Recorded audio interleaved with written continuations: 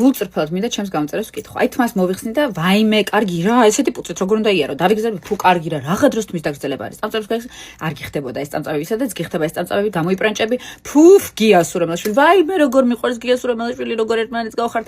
ბავშვს დადებდა ქმარს, ამათ მახო წაიღეს ტვინი ამ ბავშვი და ქმრით რა, არ დადებდა, აჰა, საყვარელი ყავს. დაშორდნენ, ეგრეც ვიცოდით, აბა რა იქნებოდა.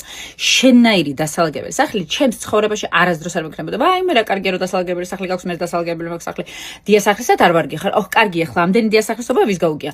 ვარჯიშებ, როგორ გახდა. ვაიმე, ალბათ ოზემპიქსია, გასუქდა. ფუფ, როგორ არ გიხდება ეს რო გასუქდი. საშინელება. მოკლედ, აი ძალიან მინდა რომ გასიამოვნებთ, მაგრამ ვეღარ არა და people pleaser-ი და ძალიანაც მსიამოვნებს კარგ რაღაცებს რომ წერთ და სულ როი რაღაცა მოკვდი, მახინჯო და სულ რო ნერვი უქმოს რაღაცა ვიღაცას არ აწყენინო, ვიღაცაზე ცუდი არ თქვა, არასდროს არავიზე ცუდს არ ვიძახი, რომც ვიცოდე და ვიცი, არ ვიძახი, არ ვეხები არავის ცუდს, არასდროს არ მიპასუხებ, მაინც